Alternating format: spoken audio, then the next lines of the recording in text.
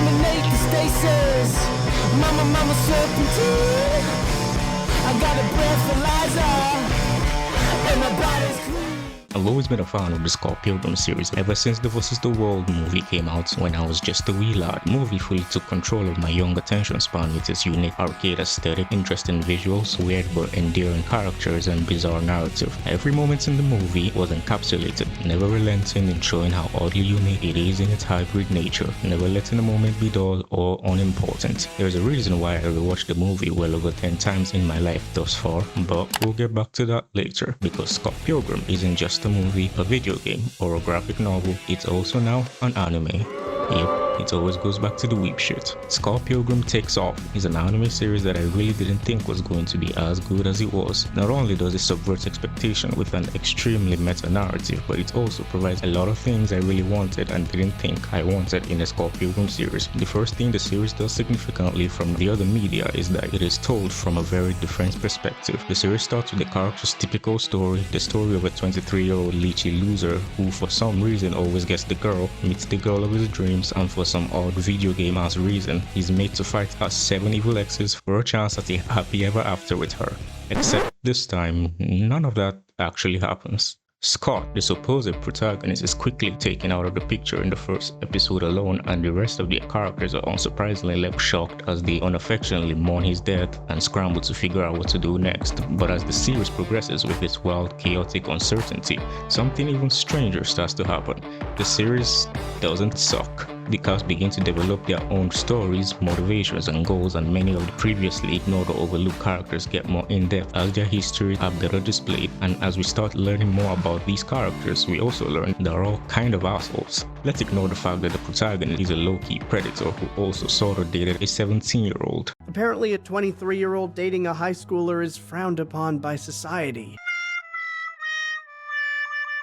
We also have his mega-toxic roommate, his gossiping, nonchalant sister, an angry, malicious barrister, his grouchy ex, his other narcissistic ex, an evil murderous billionaire, a douchey skater asshole, collateral damage, a fake vegan, and the list goes on. But at the center of all this is Ramona, who's probably the most flawed character in the whole series. While her past is slightly outlined in other Scott Pilgrim media, the anime truly highlights how flawed of a person she is, or at least was, and how she toyed with so many characters and left them in the dust, never really caring about their feelings or how it would affect everyone in the long run. And then a question presents itself. Maybe she's the one who created all these monsters she now has to face. Luckily, in the anime, she actually faces them, and not just by caving their faces in, at least not all of them, but by communication or whatever, which is one of the reasons the anime impressed me so much. But what made these things even better is that all these characters are given a life of their own, which wouldn't have been highlighted otherwise if the protagonist is still in the picture, as they're not held back by his existence. Makes you think how many side characters would have prospered without those pesky protagonists. Then there's the mystery of why all of this happened in the first place. Who would want Scott Pilgrim out of the picture? Who purposely set the series events in motion, knowing what would happen, or rather what wouldn't? The one who knew exactly what to do to achieve it and when exactly to do it. Who else but the protagonist himself? Well, both of them. While these mysteries were admittedly very sloppily done, as most of the show focused on the characters and not the overarching mystery, it was still good enough for it not to be an asshole, because I guess that some future shit was at play the moment I saw Portals, and it only makes sense that the protagonists were the culprits, as no other characters had enough of a valid or strong motive. Luckily, I don't consume the Scott Pilgrim series for the mysteries, but for literally everything else. The Scott Pilgrim media series is truly incomparable to any other media I've consumed thus far. No other media has an odd blend of fantastical and the mundane, the American and the Canadian, and all with video game arcade elements, with popular P-bars, versus screens, start screens, lots of pixelation, punching people into coins,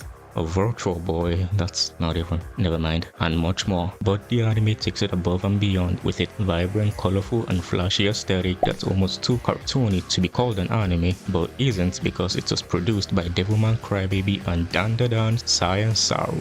The studio did a great job of combining the series' Western elements and appeal with refreshing and very familiar anime tropes and visual intricacies, and these combinations can clearly be seen in how the characters move and emote. Then there's the obvious Japanese and English dubs. While I personally usually despise the majority of Western dub on Eastern media, and you can boo me for all I care, I said what I said. I don't know! now that it could never work between us, not because you're a rabbit, but because you're black. This is obviously different for this anime, as the English verse carries over from the movie, which was the big marketing gimmick for the anime. As such, it's no surprise that the English dub is better, but it surprisingly also fits the anime's overall vibe. But that's enough yapping. All I wanted to express with this video is that Scott Pilgrim Takes Off is a great anime. And yes, I said anime. That's genuinely fun to watch, with its many insane and comedic elements and its meta subversion that makes viewers think, would things have been better for everyone if Scott Pilgrim wasn't around? It also makes fans realize, or reminds them, that Ramona had way too much power and influence over people's lives, and that Scott is bad at breakups. In conclusion, the anime is amazing and you should watch it. The combination of the franchise's dumbass but endearing characters, bizarre world, and attractive aesthetic is why I rewatched the movie so many times when I was young, and the anime reminds me that I still love the series so much and proves it still has so much more potential to show off.